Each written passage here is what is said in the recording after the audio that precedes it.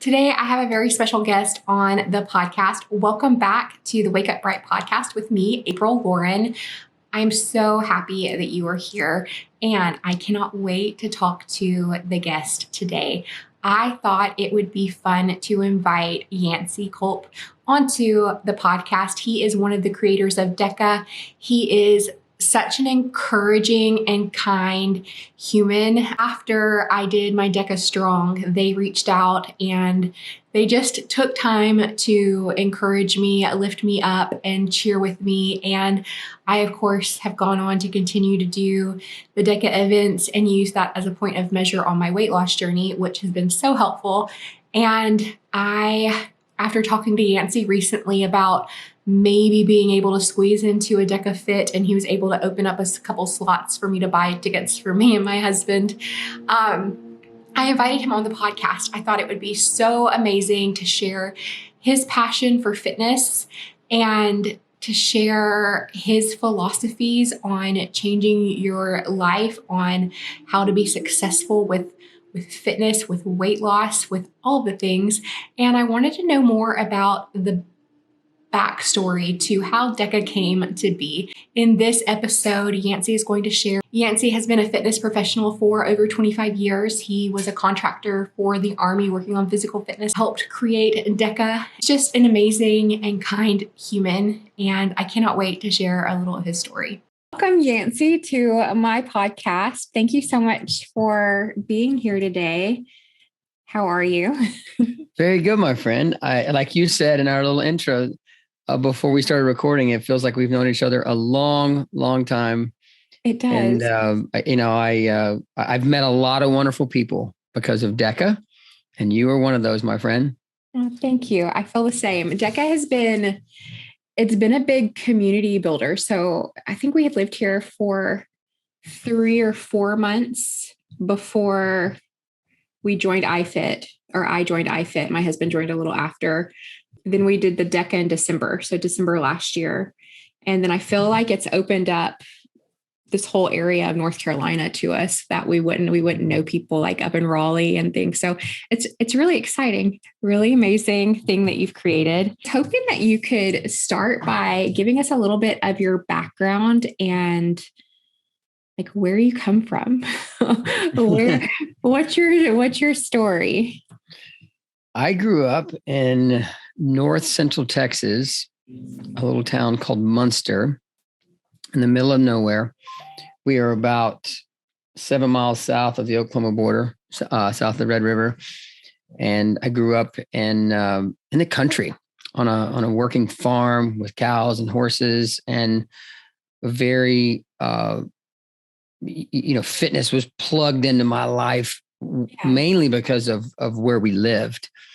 Not that it was extremely organized, but you're just very active as a kiddo growing up on the ranch. I always say, I feel like that was not everybody has the opportunity to do something like that. And in many cases, like with my kids, Amy and I and our kids, we have to get creative to create activities sometimes if it's not, formal sports related. So I was, super blessed to just have fitness in my life, working the farm.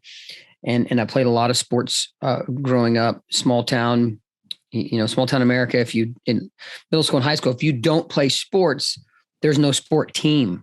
There's not enough kids. I graduated with a class of 30 people. Oh, wow. So about 120 people in the high school. You cut that in half, and that's 60 boys. So if we didn't all play, we didn't have a football team, for example, if we didn't all play for the most part. So loved sports, loved activity. My parents were active. My dad, especially, he got me into running. We ran a lot together when I was a young kid. I always tell the story. We had this farm. It was pretty much a rectangle, and out in front was this big, huge pasture. And early on, when I was a little bitty guy, I would round the corners.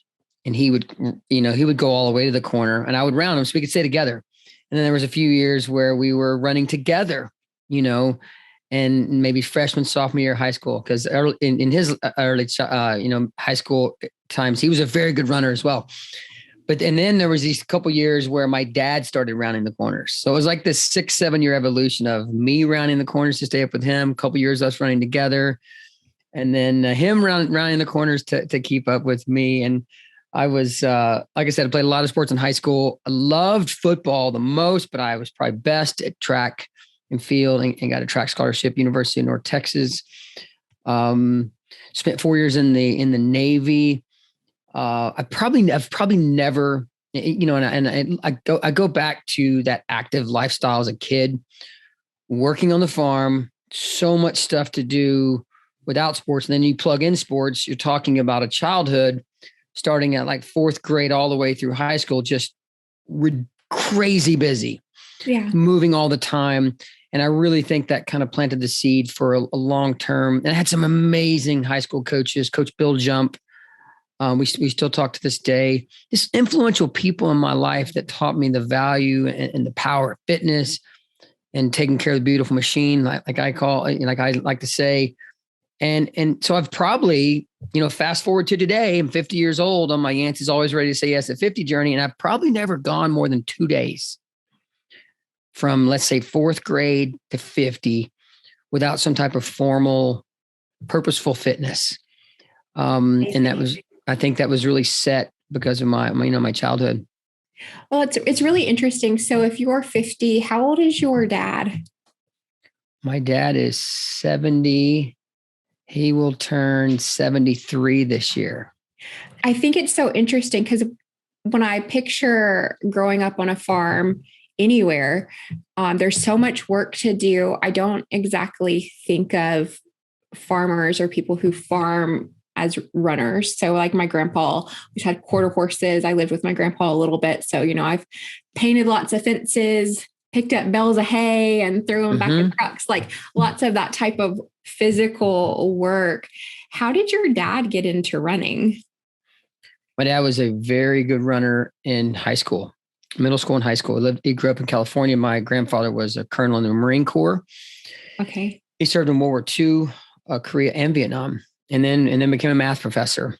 So they grew up in California. He was a military brat, as they say, traveling all over. And through his high school years, he was in California.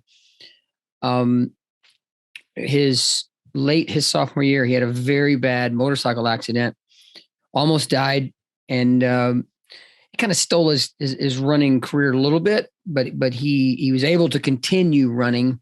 Yeah, just not quite the level that he did. He held the freshman record in the 1,200 meter run, the freshman CIF California record. Very, very good runner. And I think I obviously, I loved running, but I got some of those genes. I believe both my kids are good runners. Maybe my daughter on the sprinting side, my wife was a good sprinter, but he ran growing up, and just same with me. Just stayed with it after high school. Yeah, after competing and running, and I remember when I was probably 6, we signed up for this local 5K, and we did our first race together, and we ran it together. And he was really good. I mean, he slowed way down from me, of course. Really good runner, and kept with it probably until around into his 60s. Still stays very active today. My mom and dad live on a farm up in a little town called Roston, Texas, and they take care of the farm themselves at 72 and 71 years old. So yeah, I think my dad got in running for the same reason I did. Just running as a youth, was really good at it, and obviously that helps. When you're good at it, you make a few podiums, win some gold medals, and it kind of inspires you to stay with it. I love that. That's amazing. So one of my, I don't know if I call it a bucket list thing, but when we have a family, I want to have traditions where we do like a turkey trot around Thanksgiving, like where we have that physical family activity. So I love, but like running or like actual more, I guess, structured physical activity wasn't really something we ever did. So I love hearing stories like that. It's, I love it. I think it's, I like to call, and I truly believe this, that fitness is the world's greatest drug. It's, I had one opportunity to talk with Kelly McGonigal last year on our podcast, and she is a psychologist and also a health and wellness fitness coach. So it's like the perfect combination. So she did this deep dive in like exactly what happens in the brain, the chemicals that are being released when you're in the DEKA arena, earning your DEKA Strong or DEKA Mile mark, or I'm going out for a run, or I'm doing something with DEKA, or we're just doing fitness. What happens in the body? It's truly magical. And I like to say it's life changing and it's life saving when fitness becomes a consistent part of our life. So it's, I think like I said, I've never gone more than a couple of days without knowing what that feeling is constantly. It's just constantly been in my life. And so just, I love having a job that allows me to try to feed that, inspire other people to get on a similar path. I love that. So what is your why? If you had to break it down, so I know it's something you've done all the way since fourth grade. So having like a single why may be a challenge or maybe not, but what is your why for fitness? As I've gotten older, I actually have a campaign that I'm doing right now about this. It's really one of my key whys now is so I can stay always ready. At 50 years old, I want to maintain the ability to be able to say yes to everything this beautiful rock of ours called planet Earth provides. And if, and I love working with people that have gone down the path that I'm getting ready to explain. So many people in their 20s, 30s, and 40s kind of let themselves go. And they are in a situation where you start getting a little older and the body starts shutting down way too early. Where if you can make a slight lifestyle adjustment and start consistently working fitness into your life, you wake up when you're 50 and you're living this life of doing the type of work you want to do. When the teenage kids say we want to go snow skiing or hike the Grand Canyon or whatever type of vacation or go climb mountains all over Hawaii, I'm talking real life experiences here. My wife and I are able to say yes. When my friends want to go, hey, let's go do this or that, I want to be able to say yes. And then on the flip side of that, I want to be able to inspire others to be able to be on a similar path. So that's my why, is so I can be always ready to say yes to everything that I want to do. So I call it being a little selfish with your time. Like it's Yancy time. It's April time. I'm going to go train for 30 minutes. Well, I'm serving myself right there. And that's why the edgy way to say is I'm going to be a little selfish. I'm shutting the rest of the world off. It's April and Yancy time. And by serving ourselves, I know that tomorrow I'm going to be a little better version of myself to be able to serve other people in my life. And long-term, especially by continuing to serve myself, I'm going to be able to use this body of mine to serve. And so, yeah, when I say Yancy's my why, the number one reason is so Yancy can be always ready to say yes to anything and everything that's in front of me today, if that's serving myself or serving my family, and two, to make sure that, I'm a cancer survivor, and I went into my cancer journey at 45 years old, and I know there's no exact stat, but to kind of prove what I'm about to say, but I know that my body was as ready as it could possibly be to go through the freaking nightmares that it went through, the brutal, you get sucker punched over and over and over again for about 7, 8, 9 months. But my body was ready for that. I was as fit as I could be to tackle that. And I also know that, there's no perfect science to this, but anything that life throws at me, if I'm fit, I'm just going to be better prepared to tackle it. So I just feel like there's so many wonderful boxes that that I can check when I consistently keep fitness in my life. And I always tell people is it doesn't have to be, I have clients and I have people that I love serving, and they're not on a good fitness journey, and they're like, I don't where do I start? It's so many people with nutrition and fitness and all these things. It's like, well, I'm not on a good path now. I just need to dive in head first. And it's always surprising to them when I say, not really. We're going to make subtle adjustments, something that doesn't pull the rug out from under your current lifestyle. And we're going to make adjustments that you can look at as like, okay, 6 months, I did that. You know what? If I keep this going, maybe for another year, it's going to fit in my lifestyle. And then look at that. Nothing is like I said, when we don't pull the rug out from under, it's like, I might be able to keep this in my life long-term. I could literally keep this lifestyle going long-term. Nothing's perfect.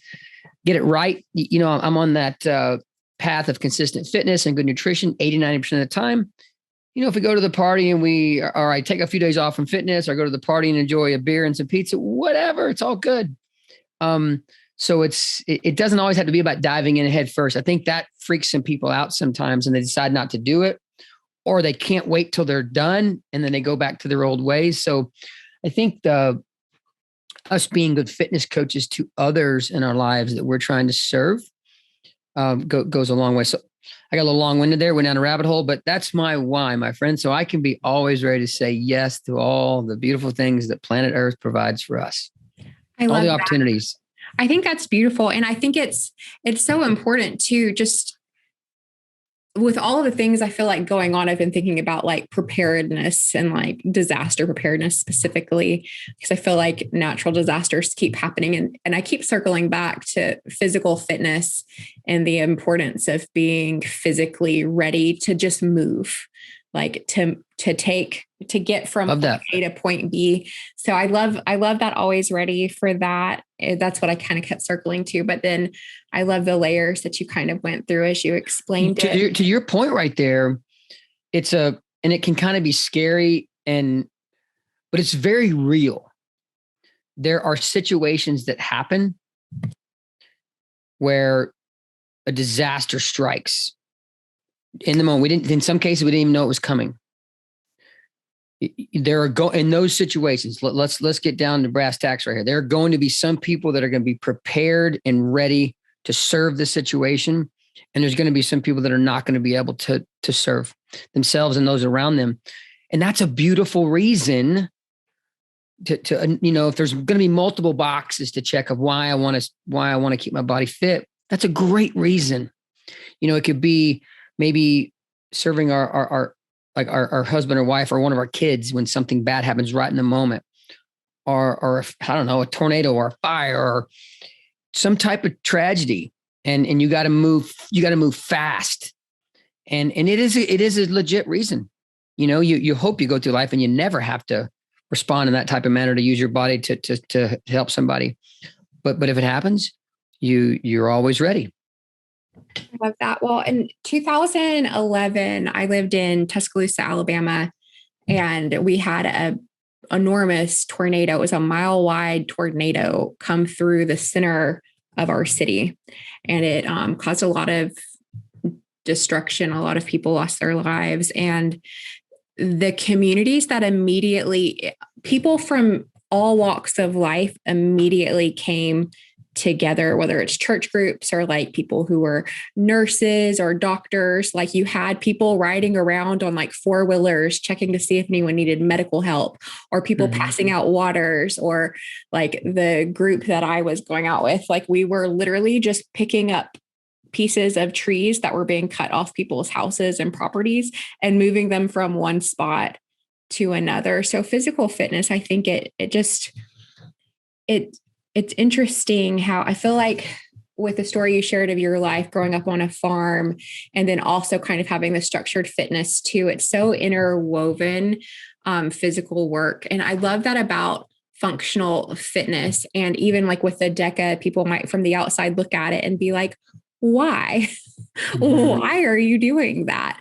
Can you touch on why functional fitness and how functional fitness became something you were passionate about?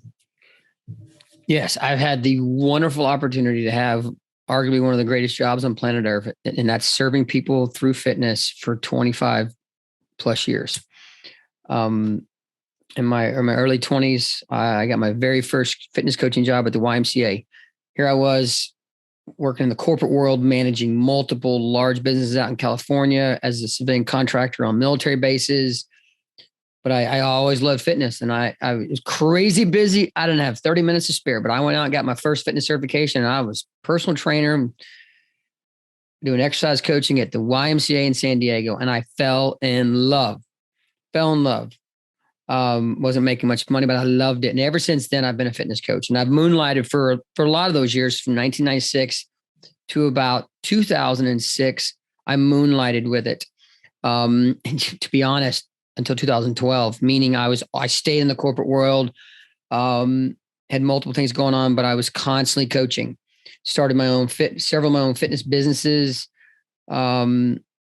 Just fell in love with fitness. Coached probably 7,000 group exercise classes from the years of 2006 to 2018 with my own fitness business, and then started online coaching and still do a lot of coaching face to face. Just not every day.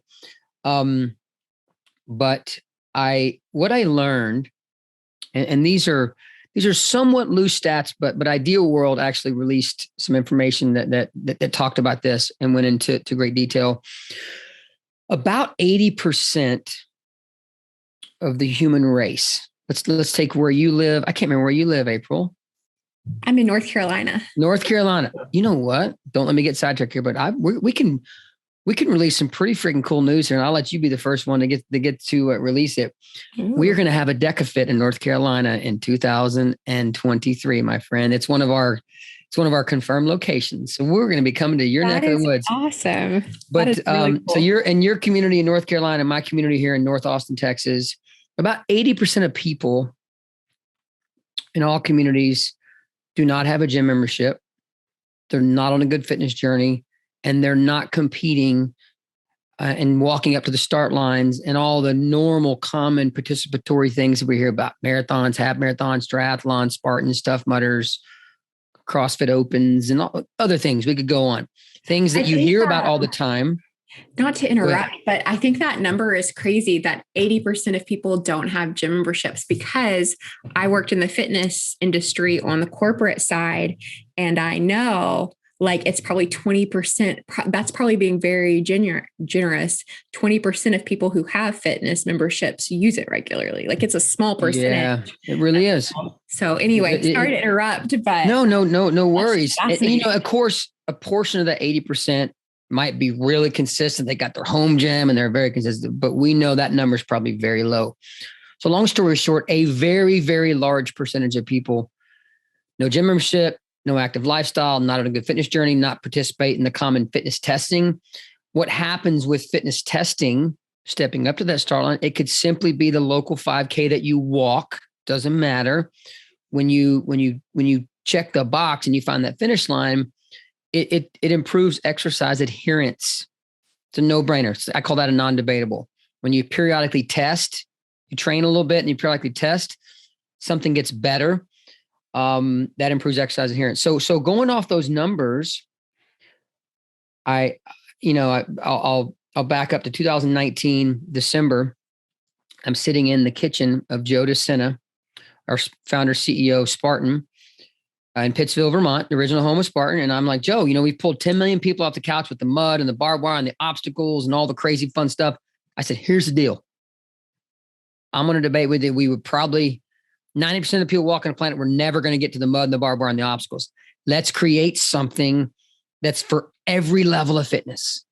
Everybody. I don't care if you're 100 pounds overweight and unfit and on no type of fitness journey, or you're a fitness cyborg, and everybody in between. It's going to be for all of them in the same arena on the same day, using the exact same standards. All levels of fitness can come together and test. And we're going to provide a sport for every level of fitness. Most people are watching sports from their couch, are listening to their friends talk about the local sports that they're doing, the half marathon or the triathlon, or they go to the Spartan, the Tough Mudder or something. Tens of millions of people are listening to their friends go and do that stuff, but we're going to give them their sport. It's going to be for everybody. And he said, I love it. Let's do it. And so luckily I've got the coolest boss on the planet. If he believes in something, he lets you go. So long story short, we launched DEKA, and we can we can talk more about it now. I'll let you ask your questions, but to really dive into your question there, about functional fitness. I'm passionate about providing fitness opportunities and testing opportunities, legit, well-rounded testing opportunities for everybody. So much of what we see, I named some common participatory sports, and so much of what happens inside a lot of gyms is radically intimidating to so many people. They're scared to death of it. It's like, I can't do any of that right now. I said, with DEKA, we're going to completely flip that upside down in its head. And we're going to be maniacally focused on the 80%, and the 20% can come join us if they want to. And I knew that both sides were going to love it. And sure enough, the 20%ers love it. They come in and go crazy fast, and it turns them inside out. But just about everybody, I don't care. They're not on a fitness journey right now. They're not super fit. Almost all of them find the finish line. So it has been so much fun, but just the fact that I was in an opportunity, that I was provided an opportunity to be able to help create something like that. I pinch myself every day. It's like, are you kidding me? Is this truly real? We have gyms all over the country bolting our DEKA affiliate program on. We've had 450 events. You've competed in 3 or 4 of them. You're bringing people into them. I mean, you talking to other people about, hey, come do this. That was my dream. That was my dream, that people that weren't super fit and super into sport and testing and their current state of affairs right now, and then DEKA would provide them the opportunity to be more involved. And so you are like my poster, and I love that. I love that. So again, if I haven't said it before, I'm honored to be on your podcast, because I love that we're able to have this back and forth. Me too. It's really interesting as far as like the fitness adherence that you were talking about. So when I started, I had a pretty bad leg injury, and I had already gained a lot of weight. And when I had that injury, like, I didn't know if I was going to be able to walk normal again. Mm-hmm. And I was so heavy. So I tore my ACL, MCL, and the meniscus in my knee, and I broke my fibula. So mm-hmm. It was like a perfect storm of like losing all the muscle in that leg. And mm-hmm. then I was so heavy, and I had lost some weight, but then inevitably, kind of what you were saying about earlier, people go like all in, they want to change everything. Well, I'm really good at that, like zeroing in, but not in a sustainable way. Yeah. So this injury, while horrible, was also kind of, I've been thinking about this lately, kind of like a blessing, because it made it to where I couldn't, like, no matter what, at the weight I was the heaviest weight I had ever gotten in June 2020, July 2020. And I couldn't do things. I just couldn't. And mm-hmm. so I started with trying. I was like, can I even walk a mile? Like, mm-hmm. walking to the mailbox physically hurt me. And the mailbox was just right down the road. So it wasn't a mile. It wasn't a half mile. And so I walked a mile, and I timed it. And I started with that. And every month I would go and I would do a mile and see how fast I could do it. And that adherence, I think that it makes so much sense to me, because I just couldn't do. And then I started with that. The fact that it was brilliant what you were doing. The fact that you periodically timed yourself, and it's really and truly, when it comes down to the basics, it's kind of the same as the DEKA. You were like, when you first did it, I think, if I remember right, I remember you telling me like 17 minutes or something. I remember 17 minutes sticks in my head, and I just remember you telling me, when you told me the story once before, is like, every time you got a little faster, that motivates. That's so motivating. It's like, you know what? I'm investing my time. I'm going to walk that mile over and over and over again. I'm doing it several times a week, maybe every day. And sure enough, it's getting faster. So it's so empowering to test. You were testing your fitness right there. And that's when people will allow themselves to do that. And you start to, you even get in those there's research that shows those little butterfly feelings that you get in your stomach, that little bit of nervousness, that actually draws us back. Yeah. We kind of get addicted to that. That start line feels like, oh man, that, and it also motivates us to train. And you were, in a way, you were putting, I always tell people a couple times a year, minimum, put a race on the calendar or an event or a DEKA or something. You were putting something on your calendar, your little thing, your little mile, you were putting on that your calendar every single day.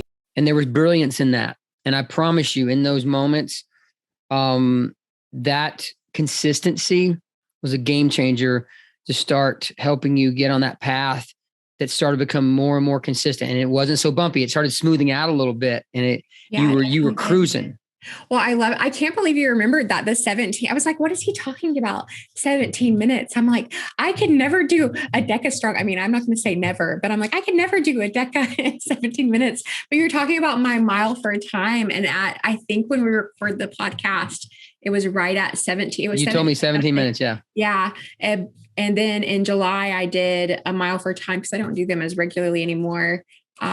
Which I'll circle back to that, but I did it in 14 something. Yeah. So I'm still improving, but, I had gotten to a point when DEKA sort of surfaced or popped up for me. And it was such a blessing because I wasn't in the little physical fitness things that I had slated that I was improving on. I was losing the ability to improve by more than just like a few seconds because I'd kind of hit that cap. Yeah. And then I started doing the DEKA strong, and I did my first DEKA strong. It took me like 38 minutes. It took me a long, long time. And when I went in, I thought I was going to have to, modify like the step ups, which I did. I did a modification, but it improved. I thought I wasn't even going to be able to do that approved modification. I thought I was just going to fail at that obstacle, but I made it through. And then I just did my last one in like right at 26 minutes. So I'm definitely like going so 38 to 26. Yeah. In less than a year. So amazing. That is so amazing. Cause you're to do 26, you're moving well, you're moving efficiently. And that is so exciting. The difference in your athleticism and your aerobic fitness and your strength endurance and balance, coordination and mobility from 38 to 26 is like light years. Yeah. Like that is so awesome. The amount of recovery I needed to do after everything that first time I went through was so much. And now like with the 26, I probably could have done it a little bit faster if I went harder, but I was trying to pace myself. I think it's funny because doing it for almost a year now, I mean, it's like 9 months or so.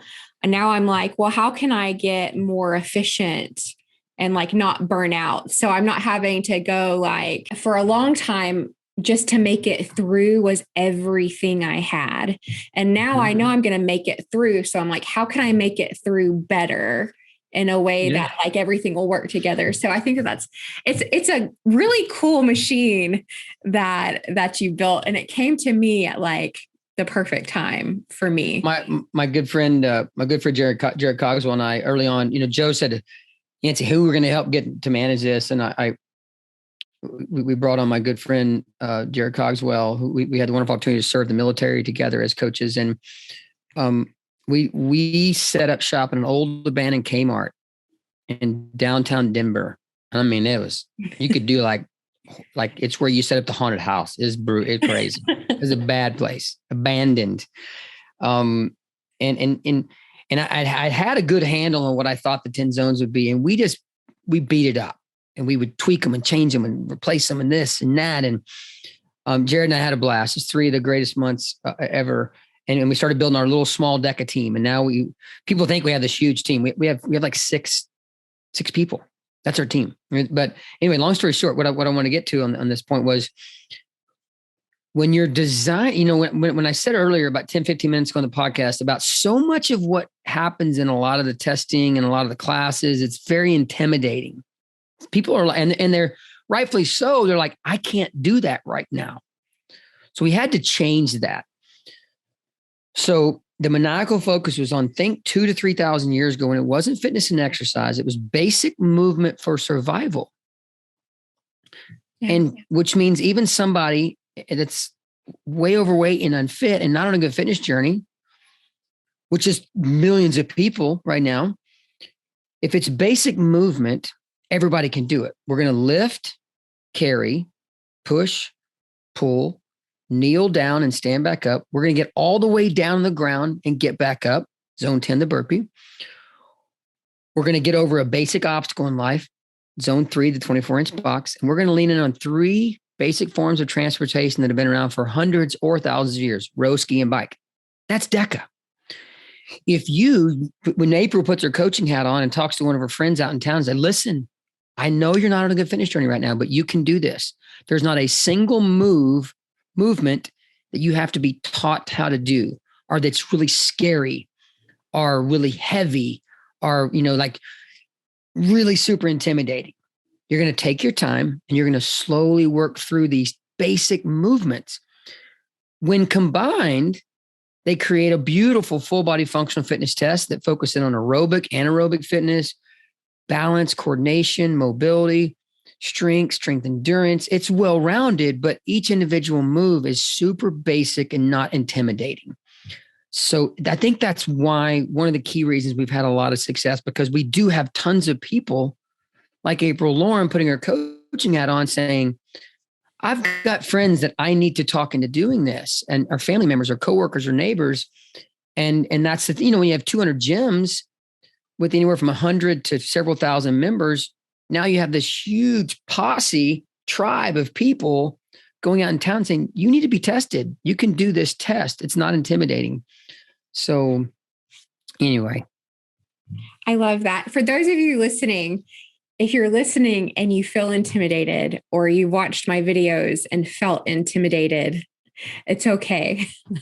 I was there too, but I think I started with that mile, and then I started doing the DEKA. And I think as you start tackling things that are hard or intimidating, it opens up. Like, I never thought I would run in any capacity a 5K. Like, I thought that was something that was like beyond me. And yet I did.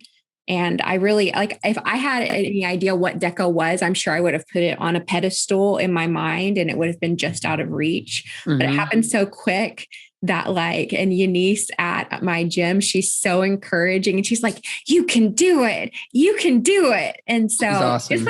just what you're talking about, like people in the community encouraging other people, like it's catching, and it is okay to be intimidated if you are. But I think what you'll find, as Yancy's saying, is once you start to do the movements, even if you do it very slowly, like I do or have done, the movements aren't intimidating. Once you start moving, you can just keep moving, because it isn't scary. Nothing is scary that you're doing, and it is familiar. Did you have something? So I as you're talking to your viewers, and I know the power in that, we want them to feel our communication back and forth. I want to take a moment, and we've known each other for a while now. When I met April, she was 70 pounds into the 200-pound weight loss journey. And as she said, shortly time after that, a 38-minute DEKA Strong, 26-minute DEKA Strong. It is so, and the beautiful part about this, we talk about this all the time. My wife is arguably one of the most well-regarded, successful dietitians on the planet. And we say all the time is we don't have to focus on the weight. We focus on the things that are going to improve our lifestyle, the consistent fitness. You can't go from a 38 to a 26 if you don't keep consistent fitness into your life. Doesn't have to be overwhelming. Doesn't have to rip the rug out from under you. Doesn't have to put you in a lifestyle that's miserable, or like, I can't sustain this. Same with the nutrition piece and the fitness piece and the mental conditioning piece. We sprinkle in these wonderful health and wellness benefits in a consistent manner. and we just start stacking pretty good days on top of each other. Oh, and we wake up 6 months later, it's like, oh my gosh, I was at 38 6, 8, 12 months ago. And now I'm at 26 now. You can't just snap your fingers and make that happen. That's consistent, working consistency into your life and checking 3 or 4 key boxes, the health and wellness boxes, we call them. And it's so, I love how you said, and I can't remember how you said it, but, I don't know if I'll ever break 20, but it's how cool is it that like the path that you're on and the big chunks of time do start to kind of get smaller. The chunks get smaller and like, oh, I PR'd by 20 seconds today versus 3 minutes. But I can't wait for the day for you to break 20 because you will. And let me tell you something. We consider anything sub 20 that's kind of you are very fit. You're very fit. And because you can't break 20 unless you're really, really fit. And it's good, well-rounded fitness. It doesn't mean that you're a strong power lifter or you're a super strong runner or you're super strong at certain sport. There's plenty of people in certain sports that would struggle to break 20, but you are very, very well-rounded to tackle life with your fitness. If you're sub 20, you check the box of you are very fit. And you are on the road to being there, my friend. You took 12 minutes off and you have to take half of that off again to be sub 20. So let's just say we have to reschedule this podcast again for next year because I know that it's going to be somewhere sub 26. But I love that. I just love that we have, how cool is it that we have that benchmark to go back to and it becomes so much of our conversation that, this is where I was before. And you get a stamp, you go to that leaderboard and it's like, wow, very real. And here I am, April Lauren with a 38 and I'm sitting 297th in my age group. I'm just kind of spitballing some numbers here. And now I'm 26 a year later. And like, oh my gosh. That. Like, I mean, by way lower, I mean, way higher. Like, I think I was like, almost, I wasn't at and it doesn't matter if you are that person at the last spot, that does not matter because you showed up for you. But I was pretty close to that last spot. And now you're like, you've worked yourself into the mix. And I've learned as a 25-year fitness coach, everybody has a little competitive bug. And when we tap into that, it's a beautiful thing because that's one of the things that keeps you saying, you know what, I need to, for you and me, it might just be, I need to, there's a DEKA Strong coming in 3 to 4 months at a local gym and I'm going to sign up for that one. That's my calendar, checking the box to keeping something on the calendar. And the moment we pay that $39 to get to that DEKA Strong, exercise adherence goes through the roof. Your willingness to, it drops so much. The possibility to be like, nah, I'm not gonna go work out today, or I'm gonna let 3 or 4 or 5 days stack up without any type of fitness. That almost gets vaporized. It just doesn't happen anymore because you have something on the calendar, and in some cases it's that vacation, the type of vacation you go on is checking the box. Like my family and I always do very, very active vacations, and I know lots of families that purposely don't do active vacations, but they go on vacations and they would love to do active vacations. There's so many of them out there, and the difference in being able to say yes to an active vacation when you're a 26 DEKA Strong versus a 38, you and I both know it's a game changer. You start saying, well, wait a second, maybe we should look at going here or there. And how cool is that? It's just, it gets me so fired up. I have a funny vacation story. So my husband complained on our last proper vacation. We went to visit family in Utah and I was like, I want to hike Timpanogos, which is a peak in, are you familiar? Like you said, Colorado. So Timpanogos is, I've just heard the name. I've never My feet have never stepped on that. I'm sure it's amazing. It is. It's beautiful. I didn't make it all the way to the top. I made it about 3/4. And then there was this patch. I wasn't expecting snow, so I wasn't prepared with like ice cleats or anything, but it's just, there was this snow. And I was like, if I start falling, I'm going to roll and I'm going to be helicoptered off. So we just made the decision to turn around. But my husband says after, he's like, yeah, I really, I expect to like relax on my vacations sometimes. And I'm like dragging him up the mountain and I don't know. I think starting with the mile, then going to doing the DEKA, adding these little things onto my plate. Every time I do that, every time I add something, it opens up more that I'm like, well, why not? Well, why can't I do that? So maybe I didn't make it to the summit, but I made it pretty high and it was a beautiful and wonderful time with my family. And I love that about having active vacations. And I love the potential as I continue forward on my journey to be able to do more and more active type vacations. So I love that you went there. You were going to be my favorite trifecta earner this year, my friend. Thank you. So I wanted to share too. I don't know if you've heard about her or met her. I'm sure you've heard about her. So Joy Farron, I think is her last name. I might be making that up. She's about to get married, so it's about to change. Joy is love Joy. Joy is amazing. So she's going to be on the podcast too. So after she gets back from her honeymoon, but Joy is amazing. She's lost like over 100 pounds. And I met her at my second DEKA Strong. And I don't remember what her time was, but I just remember her telling me after what her time was. And I was just like amazed. I was like, how that's so fast. Like she did it like faster than my husband. And she's amazing. So she did her fastest, I think, DEKA Strong in like 16 minutes and something. I'm looking it up. So yeah. Oh, you have access to all the numbers. I guess I could. All right. Let's see here. So Joy is someone I've met at the DEKA events and I see her at every single one. She is so amazing and so driven to excel. So I'm my phone's giving me grief. So I'm gonna push that aside.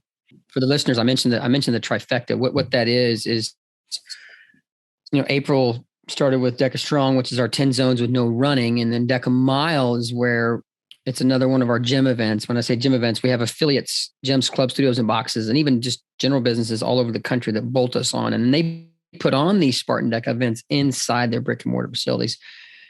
And in some cases, DEKA Mile, a portion of it's outside. So DEKA Mile, we progress those 10 zones and we add 160 meters of run before run or walk or jog before each zone. So when you finish, you've ran a total of 1 mile. And then DEKAFIT, which April will be doing in November in Atlantic City, is we take our 10 zones and we precede them by a 500 meter run. So you run a total of 5K distance. So those are the three. So when you finish all three in a calendar year, you earn what's called the DEKA trifecta.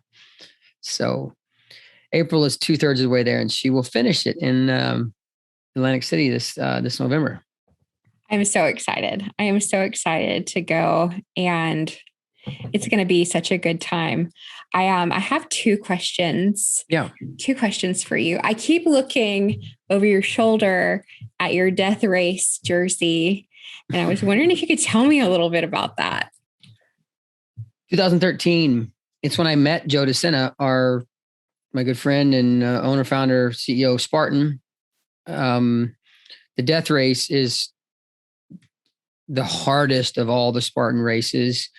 Consider one of the hardest races on planet Earth. And it's on Joe's approximate 900-acre ranch in the middle of the mountains of Pittsfield, Vermont. And you never know what to expect. You don't know what you're going to do. It's just going to be a brutally tough mental and physical challenge. This one lasted 72 hours. And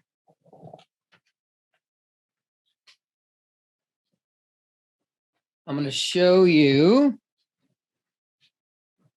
the trophy that you get. these are hard to come by, but when you finish, you get the death race skull. Are we video and audio for the podcast or just audio? We're video and audio. So yes, everybody here, this is the death race skull. We have Joe's signature right there. So every year, lots of people show up at the start line. In my case, there was about 320 that showed up for the start line and about 29 finished. Very low finish rate, but it's crazy hard physically, but really and truly most people quit because of mental reasons. They get defeated mentally. I've always been pretty decent there. I just kind of, we, over the course of 72 hours, no sleep, never slept for 72 hours. It's just challenging task after task after task and mental and physical challenge. And you just, you don't look at, oh my gosh, I have no idea how long this race is going to last. It could go on forever. You could get it could defeat you. You're just like, okay, they said we have to do this right now. So you just get that done. And then you check that box and you move on. But the death race they call it the death race. Ultimately, it's the life race. I have, I kind of get a little emotional when I think about this. There's been many times in my life where I've leaned in on, it's like an awakening. When I finished that race, I think it was in so many areas of my life, I thought you had everything figured out. But I was a better version of myself mentally and physically after that. I leaned in 2017 during my cancer journey, I leaned in on those times, when you've done something insanely hard and you stuck with it and you finished it, it kind of reprograms the brain in a way that allows you to think, okay, this does seem really hard. In this case, 9 months, it seemed really hard on my journey. And I leaned in on that right there and everything it took to get this crazy plastic skull. So it was important to me. So I love, ever since 2013, I've made it a point to always put something really hard on the calendar, something that I've not trained for on purpose, something I've not trained for. And that's important to me because I have to remind myself that if I'm presenting with something very hard, mentally and physically challenging, then I'm going to be able to tackle it. But I'll paint a picture of one of the many tasks that we did. Picture of semi-whitewater rapids going down through this creek bed, rocky 30-degree slope. And they've draped it with barbed wire, the whole thing, like 150 meters down. And you have your ruck and all your food and everything to survive out there and continue going. And you're crawling under this barbed wire all the way down. And you get down to the bottom. This is going to be a fun story to tell because it really gets into the mental and physical side of it. You get down to the bottom of this where the river makes a bank. And there's these kids, like 7, 8, 9, 10-year-old kids with a deck of cards. And you crawl up out of the water and you've got your ruck, but you got to take care of your ruck so it doesn't get torn up. It's getting beat up with the water and the rocks. And you get this card and it's like, oh, I got a 3. You don't know what you're doing with the card. You don't even know. And some people, you don't even keep the card. If you lose the card, you're done. But you guys like, I probably should keep this. This is probably important. You crawl up out, you go 150 meters back up the river. You're getting beat down by the water. Going to go under the thing. You're traversing the rocks and you climb up out of the river on the top side where you went in. And there's now the adults are up there behind a card table and they're playing war. What card did you get, Mr. Yancy? I laid down my 3. Well, he lays down a queen or some king or a queen. And so, oh, you lose, sir. Get your ass back down to the bottom of the river. And this goes on for like 4 hours, down and up and down and up. And you're carrying about 30, 40 pounds of weight. And you quickly, after your second trip, you realize they had all the 2s, 3s, 4s, and 5s down there where the kids were. And they had all the face cards and the aces up at the top. You weren't going to win that war battle. So you just kept going until they moved on to the next task. We chopped wood for like 4 hours and your axe could never touch the ground. I carried about if you're ever in Pittsfield, Vermont, go into the general store. beautiful little, quaint little awesome place. It's an inspirational store. And you go in, you hang a left when you walk in the door, and you're going to see about a 30-pound rock. And it's signed by Yancy. Well, Yancy carried that rock. I carried that rock for about 32 miles one night up through the Blood Route, up into the mountains of Vermont, down to the Chittenden Reservoir, and it was a very, very challenging night. But that rock, we all had rocks that went with us the whole night. Miles. And my rock is signed and then we got down to the Chittenden Reservoir. We swam 3 miles. We're 52 hours into this event, and we realized we have to get in the Chittenden Reservoir and swim 3 miles. So yes, long story short, it's the hardest thing I've ever done, but it is. I feel ridiculously blessed that I had the opportunity, the body, then the mind that allowed me to finish that race, because it checked a lot of boxes for me. So I haven't talked about the death race in a long time. I'm glad you asked, my friend. I'm glad I asked too, because so I've listened to all of his books. So I've heard of the death race, but only from his perspective, which is very different than yours, which is, true story though. We're about 20, 30 hours in, and I find myself on the top of Joe's mountain. He's got this massive mountain, beautiful mountain right behind his house. He puts on amazing weddings. The grounds are used for weddings and death races. The extreme polar opposite.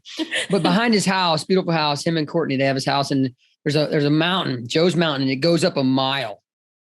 It's a mile long, and it's just crazy steep up there. Shrek's cabin is right on top. If you ever have a chance to go, beautiful mountain biking, and there's these stone staircase. It's a stone staircase that takes you to the top. We built that in 2013. It truckloads of rocks dumped, and we built this staircase. But long story short, about 20, 30 hours into the race, I'm talking with Joe on the side of his mountain while he's turning us all inside out, giving us crazy tasks, challenges to do. And we found ourselves, we were talking about business in the middle of the death race. And we've been, we've collaborated and worked together and been friends ever since. Got a lot of fun stuff going on. It's been a fun 9-year journey with Joe, and I'd been racing Spartan for about 3 years prior to that. I just never met Joe, but Pittsfield it's a magical little place. There's this invisible fence. If you've been there and you've ever done the death race, or you've ever gotten to know Pittsfield, you know it exists, and you kind of drive through this invisible fence, and it's like this aura, it's like you kind of levitate, and you feel like a different person when you get into Pittsfield. A lot of magical stuff has happened there. It's the original home of Spartan. It's where the very, very first race happened. And then Killington, 10 miles away, is a beautiful ski resort. And a lot of famous Spartan races happen there every year as well. So it's a neat little place. It's a little slice of heaven in Vermont. That's really cool. I think it's interesting that I think you said like polar opposites or something for like weddings and death race. But I think, and I of course never and will never, and I almost don't want my husband to listen to this podcast because I don't want him to be tempted to do a death race after listening.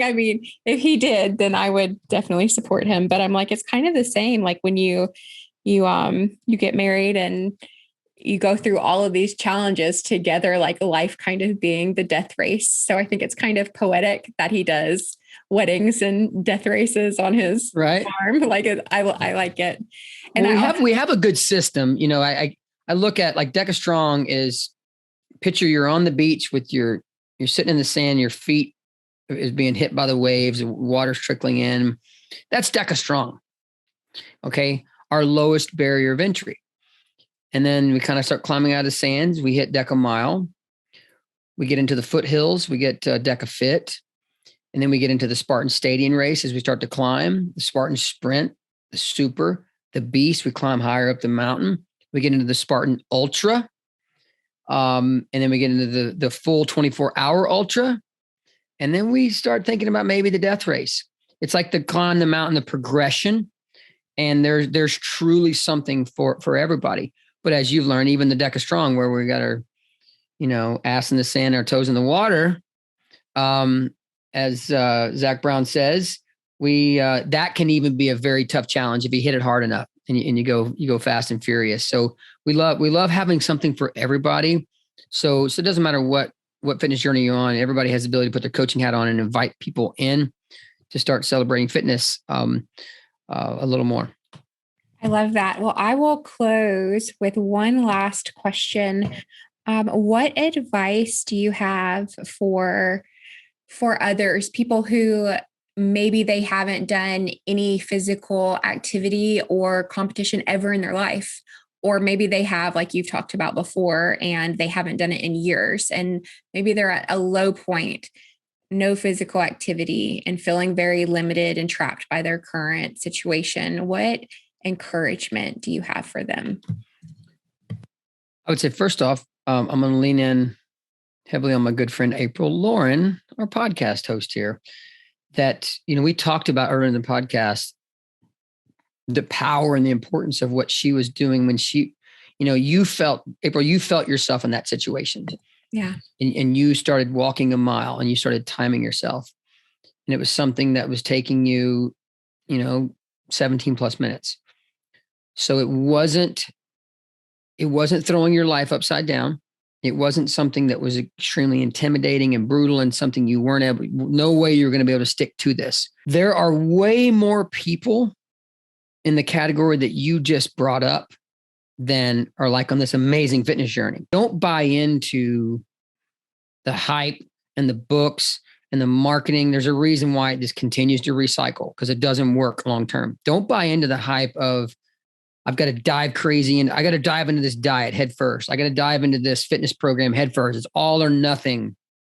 I know it's going to rip the rug out from under me, but I'm going to stick it out and I'm going to make it. I'm going to go the 60 days that it requires. What that does, I've just been doing this way too long. I'm going to be very real with your audience. What that does almost every single time is it does rip the rug out from under you and it throws your life upside down.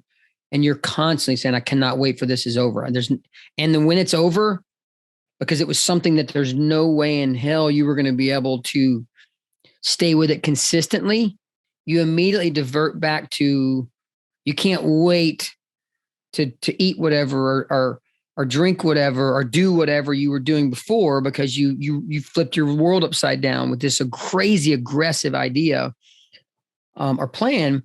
So take on something that's subtle. When I take on an online client, I'll say, we're going to train 3 days a week. I'm like, what? That's not going to do anything for me. I said, well, you're training 0 right now. You're training 0 right now. We're going to train 3. If you get a 4th or a 5th, that's going to be bonus. And these are the subtle nutrition adjustments we're going to make. We're going to kick out soda. We're going to reduce our 3 meals and our snacks by 20%. We're still going to eat, and we're still going to eat some of the stuff that we love to eat. We're going to reduce our fun foods and fuel more to win. We'll make these subtle changes, just like we do with our fitness, 3 days a week. If we get a 4th, we freaking celebrate if we get a 4th workout.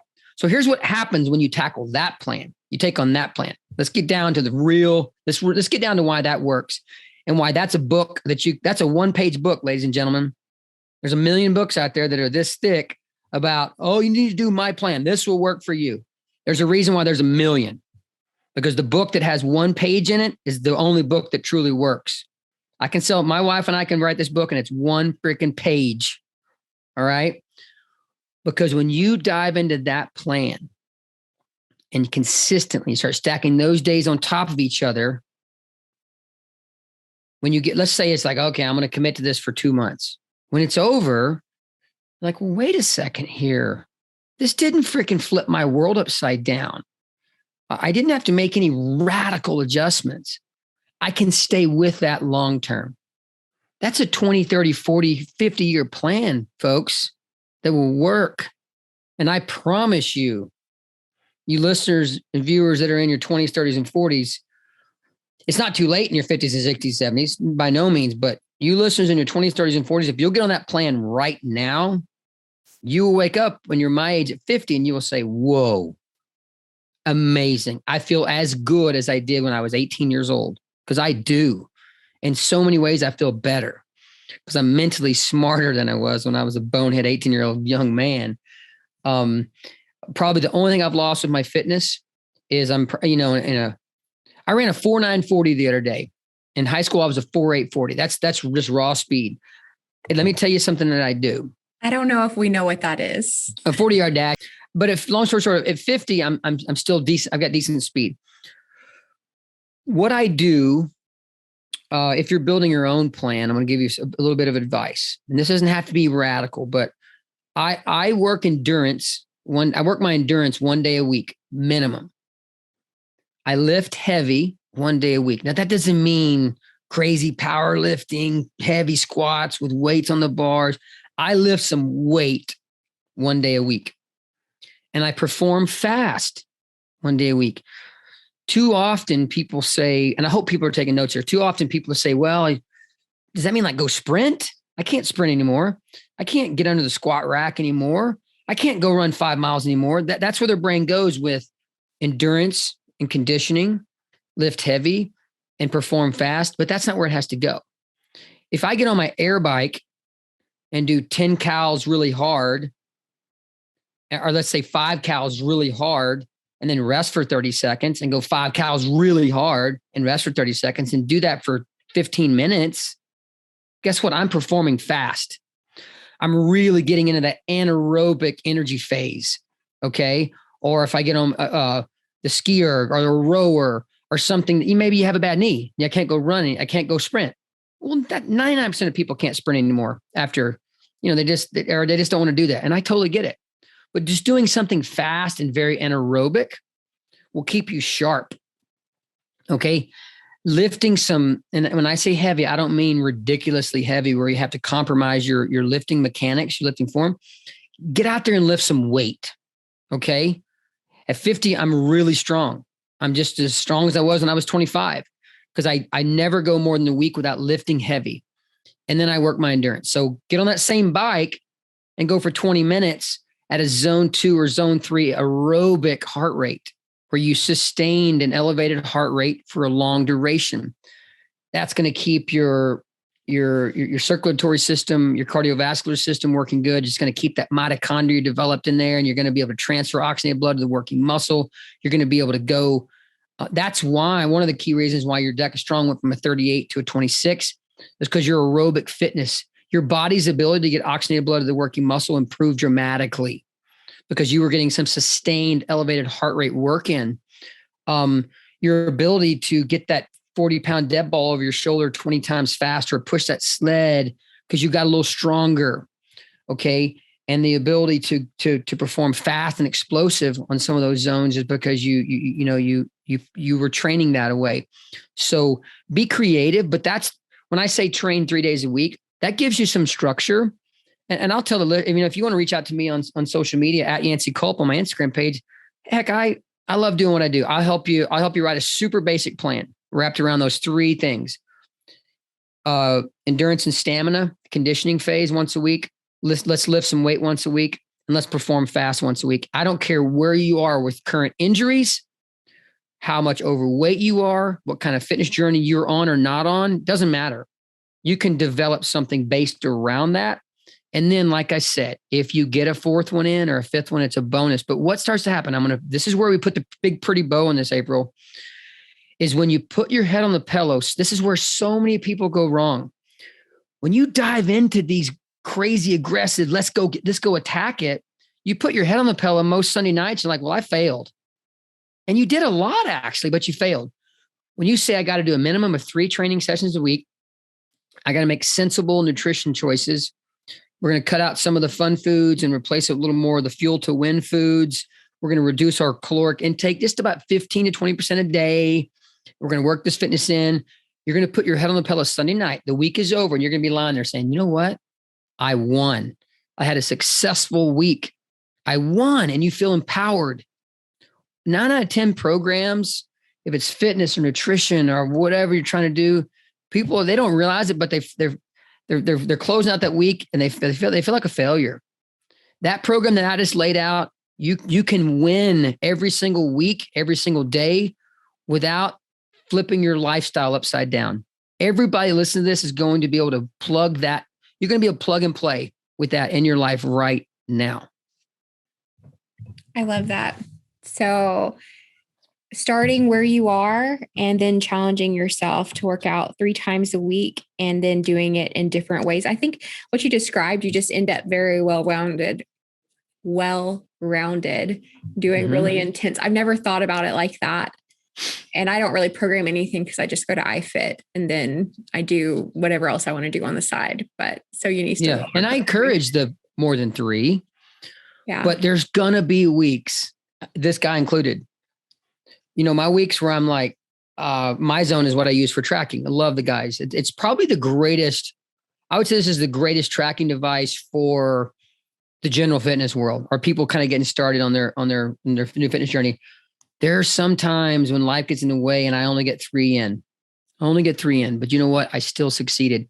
A lot of weeks I get 4 or 5 or 6, but that's all bonus. So if you get that, I encourage that 4th or 5th. I do encourage for most people, unless I'm training somebody for trying to win some world championships. And even then I'll encourage 2 days off a week, each week sometimes. But I encourage everybody to get 2 days off, fully off. I mean, yeah, the common question I'll get is like, well, what if I go to a yoga class? Okay, that's fine. But I want 2 days of just stepping away from fitness. And then, because it kind of sparks that, you get so addicted to it. Those 2 days really work to your advantage. Like, I can't wait to get back. You take a full day off twice a week and say, man, I can't wait for tomorrow. I'm going to go do this class or that class, or, whatever you're doing, your iFit. And it's kind of just, it restokes the flames. Yeah. I love that. Well, thank you so much for being on my podcast, sharing some of your story, your death race story, all of the stories. I loved it. I loved having you. Absolutely. And I'm grateful for you. So you too, April. Thank you so much. Have you on again. Thanks to the listeners and viewers for tuning in, and always feel free to reach out if there's anything that I can help you with. Probably the best way to reach me is at Yancy Culp on my Instagram, YANCYCULP. That's probably the best way to quickly reach me, but I'll always do everything I can to serve. Like I said, I think we have us in the fitness industry. I think we have arguably one of the greatest jobs on planet Earth. And I love my job every day.